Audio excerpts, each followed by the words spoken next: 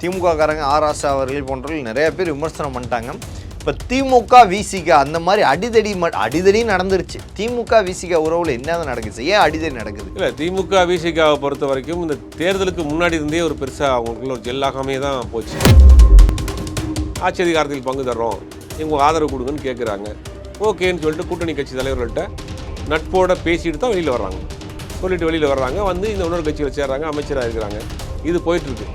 இப்போ இதில் எங்கே பிரச்சனை ஸ்டார்ட் ஆகுது அப்படின்னா, அண்ணன் ராசா வந்து ஒரு ட்விட்டு போகிறாரு. அந்த ட்விட்டு என்னன்னா, அது பெரிய அளவில் எல்லாரையுமே கூட்டணி கட்சிகளுக்குள்ள ஒரு பெரிய கோபத்தை ஏற்படுத்திடுச்சு.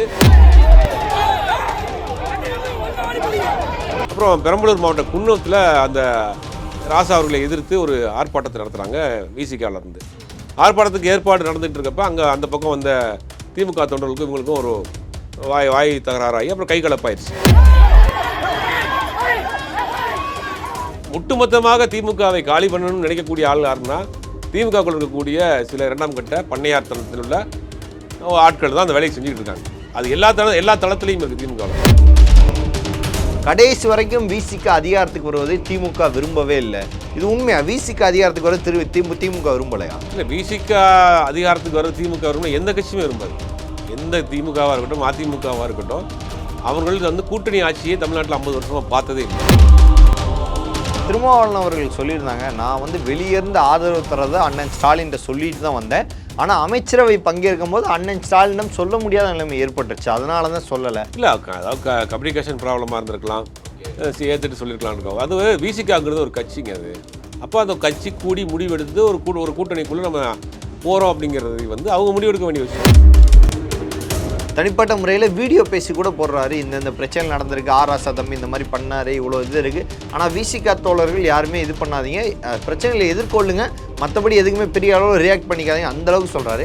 இந்த விமர்சனங்களை நாம் எதிர்கொண்டு தான் ஆக வேண்டும். இதில் வருத்தப்படுவதற்கோ ஆத்திரப்படுவதற்கோ எதுவும் இல்லை. சாதி எதிர்த்து அரசியல் பண்ணக்கூடிய கட்சிக்குள்ளேயே சாதிய கட்டமைப்பெல்லாம் இருக்குது. நம்புவீங்களா நீங்கள்? சாதி எதிர்த்து நாங்கள் பேசுகிறோம், சமூக நீதி பேசுகிறோம், புரட்சி பேசுகிறோம் கட்சிகளெல்லாம் சாதிய கட்டமைப்பு இருக்குது, மத கட்டமைப்பு இருக்குது, மத பாகுபாடு இருக்குது, சாதிய பாகுபாடு இருக்குது. ஸோ திமுக விசிகன்ற உறவு இதோட முடிஞ்சா இல்லை இனிமேல் இருக்குமா? பிரைம் 9 தமிழ் நேயர்கள் அனைவருக்கும் வணக்கம். இன்றைய நம்ம நேர்காணல் நம்முடைய இணைந்திருப்பவர் மூத்த பத்திரிகையாளர் ஜுபேர் அவர்கள். சார் வணக்கம். வணக்கம். தமிழக அரசியல் நல்ல முதிர்ச்சியான ஒரு அணியும் இளம் பயிற்சிக்கு வந்த ஒரு அணியும், ரெண்டு அணியுமே எதிரும் புதிருமா இருக்காங்க. ஆளும் கட்சி எதிர்கட்சி முடிந்த அளவு தொந்தரவு கொடுக்குறாங்க. எதிர்கட்சிக்கு ஏன் கோபம்? திமுக வந்து ஏன் இந்த விஷயத்தில் கோவப்படுது? தாவேக்கா எது பண்ணாலும் குற்றம் சொல்கிறாங்க. அதையும் தாண்டி கூட்டணி கட்சிகள் தன்னை விட்டு போன கோபத்தில் தான் தாவேக்கா மேலே குற்றம் வைக்கிறார்களா? திமுகவோட நிலைப்பாடு என்ன சார்? தொடர்ந்து தாவேக்கா மேலே அதிரடியாக ரொம்ப குற்றம் சாட்டி வர்றாங்க. இன்னொரு பக்கம் கூட்டணி கட்சிகள் எல்லாரையுமே தரக்குறைய விமர்சனம் பண்ணுறாங்க. திமுகவின் நிலைப்பாடு என்ன? இல்லை, திமுகவின் நிலைப்பாடு என்னங்கிறத காட்டிலும் தாவேக்கா புதுசாக ஒரு ஆட்சி வந்திருக்கு. ஆனால் அந்த ஆட்சியில் வந்ததுக்கு பிறகு நிறைய பிரச்சனைகளும் சேர்ந்து வந்திருக்கு. உதாரணத்துக்கு எடுத்திங்கன்னா மின்வெட்டு பிரச்சனையை பொறுத்த வரைக்கும் இந்த சம்மர் டைமில் இயற்கையாக எப்பயுமே நடக்கிற மின்வெட்டு பிரச்சனை. இப்போ என்னென்னா அதில் வந்து ஓவர் யூசேஜு, ஷார்ட்டேஜு, மேன் பவர் ஷார்ட்டேஜு இதெல்லாமே இருக்குது. அப்போ இது என்னென்னா, இது வந்து ஆட்சிக்கு வந்தோடனே அவங்க சரி பண்ணக்கூடிய வேலை செஞ்சுருக்கணும். சரி பண்ணாட்டி கூட அதை எக்ஸ்பிளைன் பண்ணியிருக்கிற வேலை செஞ்சுருக்கணும். இவங்க என்ன பண்ணுறாங்க அப்படின்னா, இல்லை இது வந்து போன ஆட்சியில் வச்சுட்டு போனது கடன் அப்படின்னு யாரோ ஒருத்தவங்க வந்து கருப்பாடுகளை வந்து அதை வந்து ஃபீஸ் கரியர் பண்ணிட்டு போயிடுறாங்க, லைட் ஆஃப் பண்ணிட்டு போகிறாங்கன்னு சொல்கிறாங்க. உண்மை நிலவரம் விசாரிக்கிறப்ப என்ன சொல்கிறாங்கன்னா, ஷார்ட்டேஜஸ் இருக்குது, பவர் தட்டுப்பாடு இருக்குது, மின்சார தட்டுப்பாடு இருக்குது. ஏன்னா நிறைய நம்ம யூஸ் பண்ணுறோம் கோடை காலத்தில். அப்போ தட்டுப்பாடு வர்றப்போ ஓவர்லோட் ஆகிறப்ப டிரான்ஸ்ஃபார்மர் வந்து உட்காருது. இதெல்லாம் பிரச்சனை இருக்குது. இது ப்ராக்டிக்கல் பிரச்சனை தான். அப்போ இவங்க என்ன பண்ணிடலாம்னா, ப்ராக்டிக்கல் பிரச்சனை இருக்குது, எதிர்கட்சிகள் பேச விடாமல் செய்கிறதுக்கு இவங்க நடந்த விஷயத்தை உண்மையை அப்படி சொல்லிடலாம். இவங்க பண்ணுற என்ன பண்ணுறாங்கன்னா, வேறு ஒருத்தவங்க இதை பழி தூக்கி போகிறாங்க. ஏங்க இதெல்லாம் பிரச்சனை இருக்குங்க, மின்சார தேவைகள் அதிகமாக போயிடுச்சு, போன வருஷத்தை காட்டி இந்த வருஷம் உண்மையில் அதிகம். போன வருஷம் இதே சம்மரில் யூஸ் பண்ண பயனாளர்களை விட இந்த வருஷம் அதிகம். அப்போ ஓவர்லோடு ஆச்சுன்னா டிரான்ஸ்ஃபார்மர் அடிக்கும், ஓவர்லோடு ஆச்சுன்னா மின்சார தட்டுப்பாடு ஏற்படும். இதெல்லாம் ப்ராக்டிக்கலாக நடக்கக்கூடிய சிக்கல். இது எதிர்கட்சியாக இருக்கிறவங்க அரசியல் பண்ண தான் செய்வாங்க. இது எடுத்து அரசியல் அதை நீங்கள் எப்படி ஹேண்டில் பண்ணுறீங்க? அப்போ இவங்க என்ன சொல்லலாம்னா, இந்த மாதிரி பிரச்சனை இருக்குது, இப்போ சரி பண்ணிக்கிட்டு இருக்கோம், சீக்கிரம் சரி பண்ணிடுவோம், கொஞ்சம் பொறுத்துக்குங்கன்னு சொல்லிடலாம். இவங்க என்ன பண்ணுறாங்க, இவங்களுக்கு வந்து அதை ஹேண்டில் பண்ண தெரியல. எதிர்கட்சிகள் அதை எடுத்து அரசியல் பண்ண தானே செய்வாங்க. மக்கள் ஒரு பிரச்சனைன்னு வர்றப்ப எதிர்கட்சிகள் எப்பயுமே ஃபோர்ஸாக தான் இருப்பாங்க. இது கூட்டணி கட்சிகள் அதாவது விசிகா வந்து திமுக காரங்க ஆராசா அவர்கள் போன்றவர்கள் நிறைய பேர் விமர்சனம் பண்ணிட்டாங்க. இப்போ இப்போ திமுக விசிக அந்த மாதிரி அடிதடி நடந்துருச்சு. திமுக விசிக உறவுல என்னதான் நடக்குது, ஏன் அடிதடி நடக்குது? இல்லை, திமுக விசிகாவை பொறுத்த வரைக்கும் இந்த தேர்தலுக்கு முன்னாடி இருந்தே ஒரு பெருசாக அவங்களுக்குள்ள ஒரு ஜெல்லாகவே தான் போச்சு. கேடர் ஸ்கூல்ல ஆமாம், கேடர் ஸ்கூல் தலைவர்களுக்குள்ள ஒன்றாக போனால் கூட கேடர் ஸ்கூலில் ஜெல்லாகல.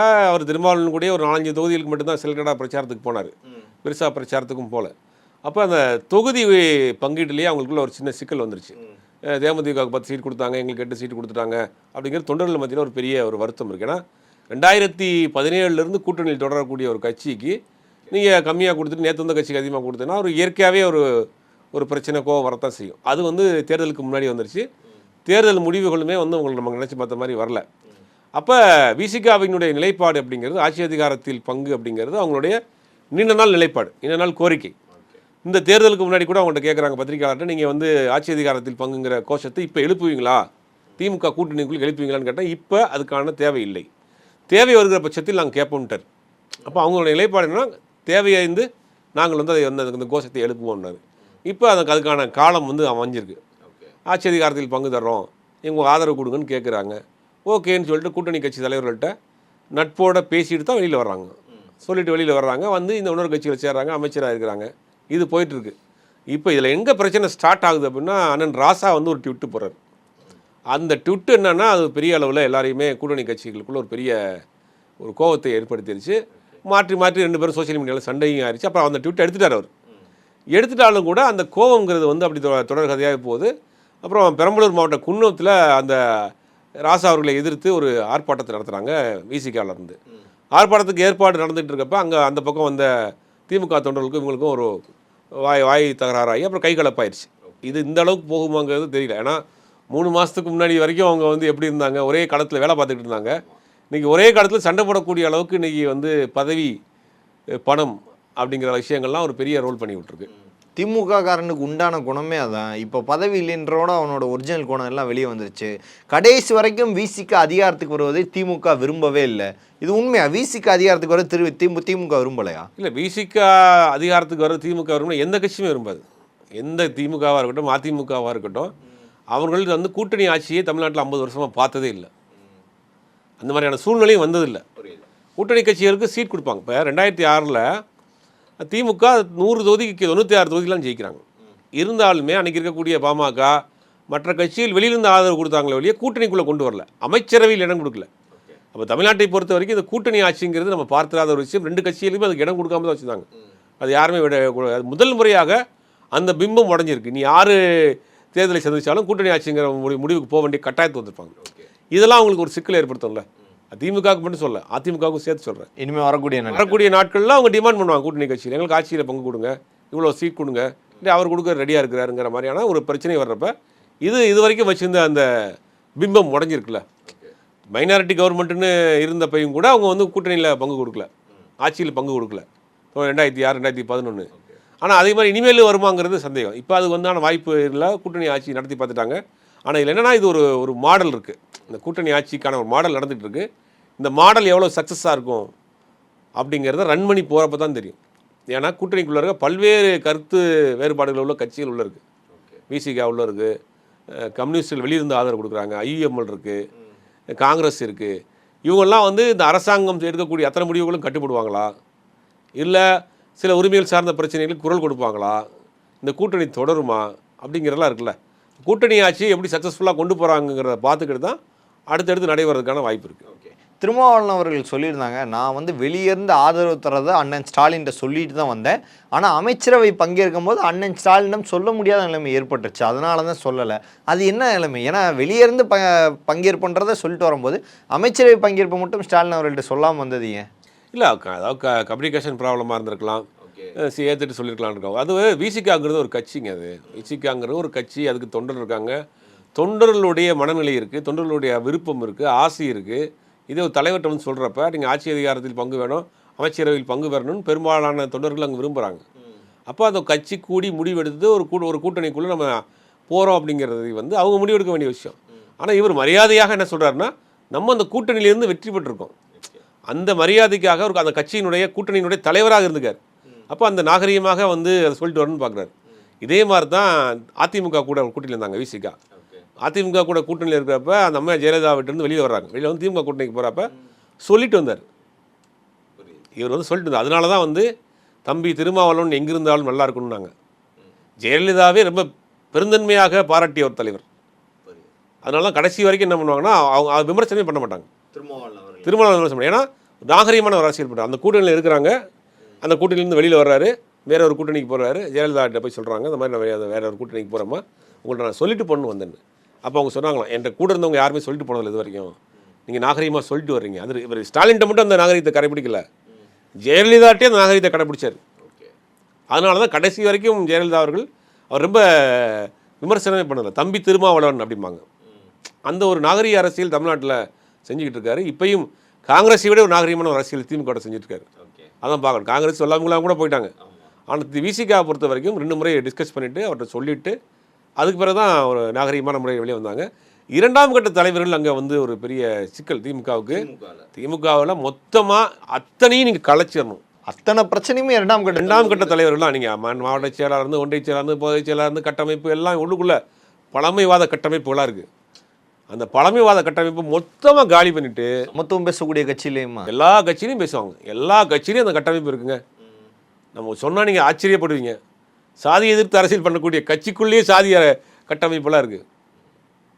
நம்புவீங்களா நீங்கள்? சாதி எதிர்த்து நாங்கள் பேசுகிறோம், சமூக நீதி பேசுகிறோம், புரட்சி பேசுகிறோம் கட்சியிலலாம் சாதிய கட்டமைப்பு இருக்குது, மத கட்டமைப்பு இருக்குது, மத பாகுபாடு இருக்குது, சாதிய பாகுபாடு இருக்குது. அது நடக்குது. அப்போ அந்த கட்டமைப்புகளெல்லாம் இங்கே வந்து முற்றிலுமாக உடச்சி எறிஞ்சிட்டு நீங்கள் புதுசாக போட்டால் தான் திமுக வந்து அடுத்த கட்டத்தை நோக்கி போகும். அதுக்கான வேலை செய்கிறதா சொல்கிறாங்க.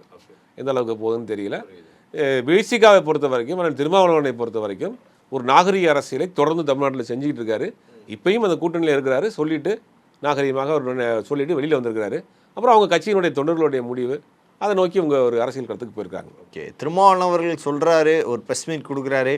அதுக்கப்புறம் தனிப்பட்ட முறையில் 42 நிமிஷம் தனிப்பட்ட முறையில் வீடியோ பேசி கூட போடுறாரு. இந்த பிரச்சனை நடந்திருக்கு, ஆராசா தம்பி இந்த மாதிரி பண்ணார், இவ்வளோ இது இருக்குது. ஆனால் விசிகா தோழர்கள் யாருமே இது பண்ணாதீங்க, பிரச்சனைகளை எதிர்கொள்ளுங்க, மற்றபடி எதுக்குமே பெரிய அளவில் ரியாக்ட் பண்ணிக்காதீங்க, அந்தளவுக்கு சொல்கிறாரு. திருமாவளவன் அவர்களிடம் இருக்கும் பெருந்தன்மை ஸ்டாலின் அவர்கள்ட்ட இல்லையோ? ஏன்னா இவ்வளோ தூரம் சொன்னதுக்கப்புறம் அவரும் பிளே கூட கொடுக்குறேன். அவரும் சொல்லியிருக்காரு, அவர் நீங்கள் வந்து விமர்சனம் பண்ணாதீங்க, நம்ம கூட இருந்த கூட்டணி கட்சிகள் வேறு இடத்துக்கு போகிறப்ப நீங்கள் அதை பற்றி விமர்சனம் பண்ணாதீங்க, அது மாதிரி ஒரு ஓரலாகவே சொல்லியிருக்காரு. ஆனால் அதுக்கு அடுத்த கேடரில் உள்ள அரசியல் திருமாவளவனை பொறுத்த ஸ்டாலின் அவர்களை பொறுத்த வரைக்கும் அவர் கடந்த 5 வருஷத்தில் அவர் ஆட்சியின் மீது 1000 விமர்சனங்கள் வச்சா கூட அவர் மீது பெருசாக விமர்சனம் இல்லை. ஒரு நாகரிக அரசியல் செய்கிறாரு. ஒரு கட்சி தலைவர்லாம் கூட்டணியில் இருந்த தலைவர் கூட்டணியை விட்டு வெளியே வந்துட்டார். அதுக்கு பிறகு பார்க்க போயிருக்கிறார். வாசல் வரை வந்து வழி அமைச்சாராம் முதலமைச்சராக இருக்கிறப்ப. அந்த மாதிரி ஒரு நாகரிக எச் ராஜா உடல்நல சரியில்லாமல் போனார், போய் பார்க்குறாரு. அதாவது மாற்று சித்தாந்தத்தில் நம்மளை எதிர்கருத்து பேசக்கூடியவர்கள் கூட அவர் வந்து நாகரீகமான ஒரு அரசியல் பண்ணார். அதே மாதிரி இப்பயும் சொல்கிறாரு, நீங்கள் வந்து இது வந்து கூட்டணியிலேருந்து போயிருக்கிறாங்க, ஒரு இன்றைக்கி வந்து புதுசாக வேறு ஒரு கூட்டணி வந்திருக்கிறதுனால போயிருக்காங்க, தாயிடம் எப்படி பிள்ளைகள் தேடி வரும்போது அது மாதிரி ஒரு நாளைக்கு நம்மகிட்ட வருவாங்க, அது வரைக்கும் நம்ம அமைதியாக இருங்க, யார் விமர்சனம் பண்ணிடுறாங்கன்னு கேட்குறாங்க. ஆனால் இந்த ஒட்டுமொத்தமாக திமுகவை காலி பண்ணணும்னு நினைக்கக்கூடிய ஆள் யாருன்னா திமுகக்குள்ள இருக்கக்கூடிய சில 2ஆம் கட்ட பண்ணையார்த்தனத்தில் உள்ள ஆட்கள் தான் அந்த வேலையை செஞ்சுக்கிட்டு இருக்காங்க. அது எல்லா தளத்துலையும் இருக்குது. திமுகவில் எல்லா தளத்துலையும் திமுகவில் இருக்குது. நீங்கள் திமுக ஆதரவாளராக திமுக சப்போர்ட்டராக ஒரு இடத்துல நீங்கள் பேச போகிறீங்க அப்படின்னா உங்களையே வந்து காலி பண்ணுறது தான் வழியை பண்ணுவோம். நாங்கள் இருக்க நீ யாரா நீ, அந்த மாதிரி உச்சகட்டம் இருக்கிறது வந்து திமுகவில் இருக்குது. திமுக வந்து இன்றைக்கி இவ்வளவு புதிய இளைஞர்கள் வரல, பெண்கள் பெருசாக திமுகவுக்கு உள்ளே வரல அப்படிங்கிறதுக்கெலாம் காரணம் இந்த கட்டமைப்புகள் தான். இதை மிடி உடச்சிட்டு எப்படி உள்ள வருவீங்க? உதாரணத்துக்கு ஒரு இளைஞராக இருக்கிறார் ஒருத்தர், அவருக்கு அரசியல் ஆசை இருக்குது, அரசியல் செய்யணும்னு நினைக்கிறாரு. சரி, திமுகவுக்கு போனார்னா எங்கே எப்படி போவார்? ஒரு 20 வருஷம் அவர் வந்து ரொம்ப கம்மி. 20 வருஷம் வந்து பகுதி வட்டச் செயலாளர்கள் வட்டத்துக்குள்ளே இருக்கணும். வட்டத்துக்குள்ளே என்னென்ன பொறுப்பு இருக்கோ அது எல்லாம் 20 வருஷம். அதுக்கு பிறகு தான் நீங்கள் தலைவரை பார்ப்பதுக்கு உள்ளே போக முடியும். இல்லை, அதுக்கப்புறம் மாவட்டம், அதுக்கப்புறம் அதுக்கு பிறகு ஒன்றியம், மாவட்டம், அப்புறம் மாநிலம்லாம் போகணும். அதான் போய் சேர்றதுக்குன்னு அவர் போய் சேர்ந்துருவார். ஒரு 60 வயசு வரும்போது அவர் ரெடியாக இருப்பார். அப்போ இதுதான் அங்கே சிக்கல். இப்போ அந்த ஜெயலலிதா அம்மா இருக்கிறப்ப என்ன பண்ணுவாங்கன்னா, ஒரு நல்லா ஆக்டிவாக ஒர்க் பண்ணுற ஆளாக தான் அவங்க டக்குன்னு கொண்டு வராங்க. கலைஞர் பண்ணுவார். கலைஞர் ஒரு கட்சி நிர்வாகி ஒருத்தன் வந்து ஏதாவது ஒரு ஊரில் பேசிட்டான், அவன் பேச்சு நல்லா இருக்குன்னு ரிப்போர்ட் வந்துச்சுன்னா அடுத்த நாள் காலைல 5 மணிக்கு அவனை கூப்பிட்றாரு, யோ நல்லா பேசுறியாமே, கேள்விப்பட்டேன், நல்லா பேசு, நேரம் வந்து பாருன்னு வச்சுருவார். இப்போ இருக்கிற எல்லாருமே கலைஞரால் பதவி அங்கீகரிக்கப்பட்டவர்கள் தான் இப்போ இருக்கிற பாதி பேர். ஒருத்தர் சின்ன ஒரு ஒரு ஒரு கட்டுரை எழுதியிருக்காரு ஏதோ ஒரு சின்ன பத்திரிகையில். அதை பார்ப்பாருங்க அவர், கரெக்டாக பார்த்துட்டு நல்லா எழுதியிருக்கானவன், இவனை பையன் இந்த பையன் ஏதோ ஒரு விஷயம் இருக்கு போலையே, இவனை பாராட்டணுமே, உடனே அவன் நமக்கு அந்த கட்சியை அந்த பத்திரிகை ஆஃபீஸ்க்கு ஃபோன் பண்ணு, அவன் நம்பரை வாங்கு, ஃபோனை போடு, டக்குன்னு ஒரு லைனில் பேர், வணக்கம் நான் கலைஞர் பேசுகிறேன் அப்படின்னு உடனே பேசிடுவார். நல்லா இருக்கு, அவன் நல்லா எழுதுறேன், ரைட்டிங்ஸ் நல்லா வருது, மொழி நல்லா இருக்கு, நடை நல்லா இருக்கு, நல்லா பண்ணு அப்படின்னு கொஞ்சம் அப்படியே அவன் சரண்டர் ஆயிடுவான். அவங்க அவ்வளோ இனிமேல் செத்தாலும் திமுக தானே. இதுதாங்க ஒரு கலைஞனுக்கோ ஒரு படைப்பாளிக்கோ ஒரு பேச்சாற்றல் உள்ள ஒரு பேச்சாளனுக்கோ ஒரு அங்கீகாரம். என்னென்னா அங்கீகரிக்கவே இல்லைன்னா அவன் எதுக்கு பேசணும்? நீங்கள் நல்லா எழுதுறீங்க, உங்கள் எழுத்தை வந்து நீங்கள் அங்கீகரிக்கவே இல்லை, நல்லா பேசுகிறீங்க, உங்களை அங்கீகரிக்கலைன்னா அவன் எப்படி இருப்பாங்க? அந்த கலைஞர் வரைக்கும் அங்கீகரிச்சு அதுக்கப்புறம் ஸ்டாலின் அவர்கள் யாரையுமே இல்லையே, அங்கே ஒன்றுமே இல்லையே. அவங்களுக்குள்ளே போல்ந்துட்டு போல் மாலை ஒரு ஆடிட்டோரியத்தை பிடிப்பாங்க, கட்சி நிர்வாகிகளை கொண்டு வந்து வைப்பாங்க, மாற்றி மாற்றி போல்ந்துக்குருவாங்க. ஆமாம், கவியரங்கம் வைப்பாங்க, பட்டிமன்றம் வைப்பாங்க, அதில் அவங்க ஆளுங்களே அவங்க ஆளே உட்காந்துருப்பாங்க, அவங்களே கை தட்டுவாங்க, போயிடுவாங்க. இது எப்படி கட்சி வளரும்? இது கலைஞர்கிட்ட இருந்த அந்த ஒரு ஆற்றல், அடுத்தவங்களை இழுக்கிறது ஆற்றல் இருக்குல்ல, அது ரொம்ப பெரிய விஷயம். எனக்கு தெரிஞ்ச தமிழ்நாட்டில் இப்போ உள்ள அரசியல்வாதிகள்கிட்ட விஜயை பார்ப்பதுக்கு ஒரு கூட்டம், பெரிய கூட்டம் வருது. சீமான்ட்ட ஒரு சின்ன ஒரு கூட்டம் வருது, அண்ணாமலைகிட்ட அந்த கூட்டம் இருந்துச்சு. மிச்சப்படி யார்ட்டுமே இல்லையே. ஒரு இளைஞர்கள் கூட்டம் ஒருத்தருடைய பேச்சை கேட்கறதுக்கோ ஒருத்தரை பார்க்குறதுக்கோ பெருசாக கூடுறாங்கன்னா அந்த வசீகரம் கலைஞர் ஜெயலலிதா அவர்களோட முடிஞ்சு போச்சு. அடுத்து பார்த்தீங்கன்னா இவங்கெல்லாம் இருக்காங்க, சீமான், அண்ணாமலை, இவங்கெல்லாம் இவங்களை பார்க்குறதுக்கு இவங்களை கூடுறதுக்கு ஒரு கூட்டம் கூடுறாங்க. அப்போ அதை உருவாக்கணும்ல நீங்கள். அப்போது இந்த கட்சியை அடுத்த கட்டத்தை கொண்டு போகிறதுக்கு பேசுகிறானா ஒருத்தன், எழுதுறானா, இல்லை சோசியல் மீடியா ஆக்டிவாக இருக்கானா, அவனை வச்சு உள்ளே கொண்டு வர முடியுமா? பார்க்கணும். எங்கே வந்து அளந்துருவானு வர்றப்பே தட்டி விட்டா முடிஞ்சிச்சு. அப்போ புதிய ஆட்கள் உள்ளே வரத்தே இல்லை. திமுக இவ்வளவு பெரிய வாக்கு சதவீதம் குறைவு அப்படிங்கிறது புதிய ஆட்கள் வரல, பழைய ஆட்களும் ஓட்டு போடல. திமுகவுக்கு சென்னையில் வந்து பேஸ் ஓட்டு வந்து தலித் ஓட்டுகள் தான். அந்த ஓட்டு அப்படியே மொத்தமாக ஷிஃப்ட் ஆயிடுச்சு, இந்த ஓட்டம் போடல. இல்லை இப்போ வரைக்குமே அவங்க தலித் மக்கள், அதாவது விசிகானால தான் தோத்தன்ற மாதிரி அவங்க பேசுகிறாங்க. விசிகாவில் இருந்த 4% ஓட்டு 2021 அப்படியே மொத்தமாக திமுகவுக்கு விழுந்துச்சு. இந்த தடவை 4% விசிகாவுக்கே அது 1.6% தான் வந்திருக்கு. அப்படியே விசிகா ஓட் பேங்க் முழுக்க போயிடுச்சு. விசிகா கட்சி தேவையில்லைன்னு சொல்லி விசிகா ஓட் பேங்க் மட்டும் கிடையாதுங்க, திமுகவுக்கான ஓட் பேங்கும் போயிடுச்சு சேர்ந்து, அதிமுக ஓட் பேங்கும் போயிடுச்சு. குற்றம் சாட்டுறது விசிகா மட்டும் தான், குற்றம் கட்சி சேர்ந்து மொத்தமாக போயிடுச்சு. அதுக்கு என்ன பண்ணுவீங்க? எல்லா கட்சியில இருந்த ஓட்டுமே விஜய் எடுத்துகிட்டு போயிட்டாரு. அண்ணன் யாருக்கும் எடுத்துகிட்டு போகிறேன்னு எடுத்துகிட்டு போயிட்டாரு. அப்போ என்ன பண்ணுவீங்க? அப்போ அங்கே வந்து ஒரு வசீகரமான ஒரு தலைமை இல்லை, வசீகரமான ஒரு தலைவர் இல்லை, அது வந்து ஒரு ஷார்ட்டேஜாகவே இருக்குது. அப்போ இவங்க வந்து பயன்படுத்திடுறாங்க. இதை நீங்கள் சரி பண்ணுறதுக்கான வேலையை பண்ணணும்ல. இப்போ பார்க்குறாங்க, ஐயோ அதை பண்ணோம், இது பண்ணோம், அதை பண்ணால் முட்டோம், இதை பண்ணால் முட்டோம்ன்றாங்க. ஏன் முன்னாடியே பண்ணலைங்கிறதான இப்போ கேள்வி. இல்லாட்டி தோல்வி வந்திருக்காது, இவ்வளோ பெரிய தோல்வி வந்திருக்காது. முதலமைச்சரே தோற்று போயிருக்க மாட்டார். அப்போ எங்கே நமக்கு சிக்கல் இருக்குங்கிறதே அவங்க வந்து கணிக்காம இருக்காங்க. விசிகா இப்போ சப்போஸ் கிட்டத்தட்ட உள்ளே இருக்கிற நிர்வாகிகள்லாம் கொந்தளிக்க ஆரம்பிச்சிட்டாங்க, கூட்டணியே தேவையில்லை, இனி வரவே தேவையில்ல, போதுன்னு விடுவோம் அப்படின்னு. விசிகா போகிறது திமுகவுக்கு இழப்பா? இல்லை அவங்க என்ன நினைக்கிறாங்க, நம்ம தன்னந்தனியாக நிற்கலாம், அது தன்னந்தனியாக எதிர்கொள்ள முடியுமா திமுகவில்? இல்லை, திமுகவை பொறுத்த வரைக்கும் வந்து ஒரு கூட்டணிங்கிறது திமுகவுக்கு ஒரு பெரிய பலம், ஆரம்பிக்கப்பட்ட காலங்களில் இருந்தே. ஆமாம், அது வந்து ஒரு பெரிய பலம், வெற்றி எளிதாக இருக்குது. அதே நேரத்தில் திமுக தனியாக நின்றும் தன்னுக்கான வாக்குகளை நிரூபிச்சிருக்கு. 91 ராஜீவ்காந்தி மரணத்திலையும் சரி, அதுக்கு பிறகு 2006 காலகட்டங்களில் மக்கள் நல கூட்டணி, 2016 மக்கள் நல கூட்டணி வந்தப்பையும் சரி, திமுக தனக்கான வாக்கு வங்கியும் நிரூபிச்சிருக்கு. ஆனால் அந்த வெற்றி வாய்ப்பு பெறக்கூடிய அளவுக்கு தனிச்சு நின்று பெற முடியாது. அதுக்கு ஒரு வலுவான கூட்டணி வரும். அந்த வலுவான கூட்டணிங்கிறது அது திமுகவுக்கு ஒரு பலமாக தான் இருக்கும். அது ஆனால் தனிச்சு நிற்கிறதுங்கிறது வந்து தொடர்ந்து நம்ம பார்த்துருக்கோம், 2016 பார்த்துருக்கோம், பல காலகட்டங்களில் பார்த்துருக்கோம். அது பெரிய வெற்றியை கொடுக்காது.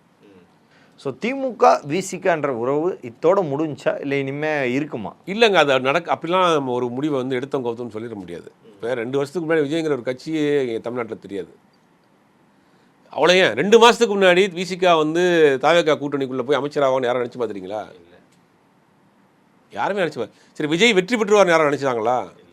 அதிகபட்சம் சீட் வாங்குவார், எதிர்கட்சியாக கூட வரதுக்கு வாய்ப்பு இருக்குது. அதிமுக 4 கூட யார் பார்த்தாங்களா? அப்போ எது எப்போ நடக்கும்? வாழ்க்கைங்கிறது வந்து ஒரு விசித்திரமானது, அது பல விசித்திரங்களை பண்ணிகிட்டே இருக்கும்.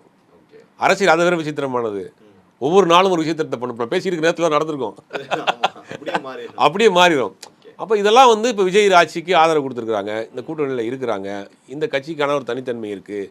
நாளைக்கு விஜய் ஒரு நிலைப்பாட்டு எடுக்கிறாரு, தமிழ்நாட்டினுடைய உரிமைகள் சார்ந்த பிரச்சனையில் விஜய் சமரசமாகிறார், சமாதானம் ஆகிறாரு, அதை நோக்கி போகிறாரு அப்படிங்கும்போது அதை அவங்க எதிர்த்து கேட்குறாங்க அப்படின்னா கண்டிப்பாக ஒரு கட்டத்துக்கு மேலே அவங்க இருக்க முடியாது, வெளியில் வரணும். இப்போ இன்னொரு வலுவான கூட்டணியாக இருக்கக்கூடிய திமுக கூட்டணிக்கு போகலாம். அதனால் நடக்கலாம், நாளைக்கே நடக்குமான்னு சொல்ல முடியாது, 4 வருஷம் கழிச்சு கூட நடக்கலாம், நடக்காமலும் போகலாம். அப்போ அவருடைய செயல்பாடுகளை வச்சு தான் அங்கே முடிவு பண்ணுவாங்க. அப்போ எதுவுமே நடக்க முடியாது, இந்த கட்சி இதோட காலி, அந்த கட்சி அதோட காலின்னு சொல்ல முடியாது. 96 அதிமுக படுதோல்வி, ஜெயலலிதா 2 தொகுதியில் நிற்கிறாங்க, பரூர் காங்க 2லேயுமே தோல்வி. ஆனால் திருப்பி 2001 ஆட்சி வந்தாங்க. 91 திமுக படுதோல்வி, திமுக தொண்டர்களுடைய வீடெல்லாம் தேடி தேடி அடித்தாங்க. 2 பேர் தான் எம்எல்ஏ. கலைஞர் ரிசைன் பண்ணிட்டார், பரிதி இளமலை மட்டும் இருந்தார். பரிதி இளமலை சொல்லிட்டு போனார், நான் பேண்ட்டு போட்டு போகிறேன், வேஷ்டி போட்டால் உருட்டி விட்டுருவானுங்க அப்படின்னு. அந்த அளவுக்கு இருந்தது. 96 திருப்பி ஆட்சி, 91 வெற்றி பெற்ற அதிமுக படுதோல்வி. அப்போ ஒரு தோல்வியை வைத்து ஒரு கட்சி மூலமாக முடிஞ்சு போயிடுச்சுன்னு சொல்ல முடியாது, ஒரு வெற்றியை வச்சு ஒரு கட்சி முழுவதுமாக வெற்றி அடைஞ்சுன்னு சொல்ல முடியாது. இப்போ புதுசாக ஒரு கட்சி வந்திருக்கு, இது ஒரு பெரிய மாற்றம், பெரிய புரட்சி.